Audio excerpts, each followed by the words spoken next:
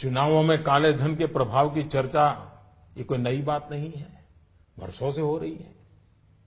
बहनों और भाइयों, देश को भ्रष्टाचार और काले धन रूपी दिमक से मुक्त कराने के लिए एक और सख्त कदम उठाना जरूरी हो गया है। आज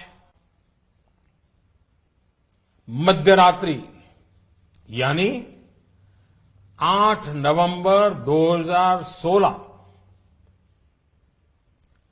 की रात्रि को 12 बजे से वर्तमान में जारी 500 रुपए और 1000 रुपए के करेंसी नोट लीगल टेंडर नहीं रहेंगे।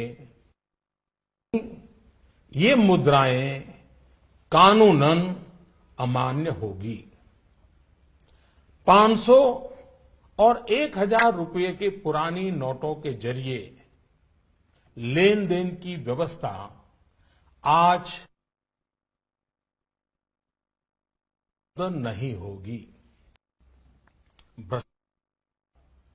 काले धन और जाली नोट के कारोबार में लिप्त देश विरोधी और समाज विरोधी तत्वों के पास मौजूद 500 रुपये, 1000 रुपये के पुराने नोट अब केवल कागज के एक टुकड़े के समान रह जाएंगे। ऐसे नागरिक जो संपत्ति मेहनत और ईमानदारी से कमा रहे हैं, उनके हितों की और उनके हक की पूरी रक्षा की जाएगी।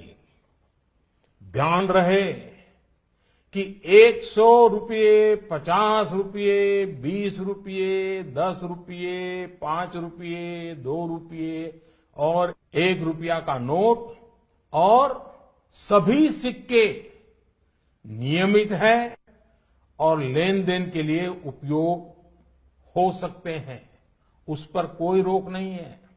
हमारे यह कदम देश में भ्रष्टाचार, काला धन एवं जाली नोट के खिलाफ हम जो लड़ाई लड़ रहे हैं, सामान्य नागरिक जो लड़ाई लड़ रहा है, उसको इससे ताकत मिलने वाली है। इन दिनों में देशवासियों को कम से कम तकलीफ का सामना करना पड़े, इसके लिए हमने कुछ व्यवस्था की है। 500 और 1000 रुपये के पुराने नोट 10 नवंबर से लेकर 30 दिसंबर 2016 तक आप अपने बैंक या डाकघर, पोस्ट ऑफिस के खाते में बिना किसी सीमा के जमा करवा सकते हैं। आपके पास लगभग 50 दिनों का समय है। अतः नोट जमा करने के लिए आपको अफरा तफरी करने की कोई आवश्यकता नहीं है।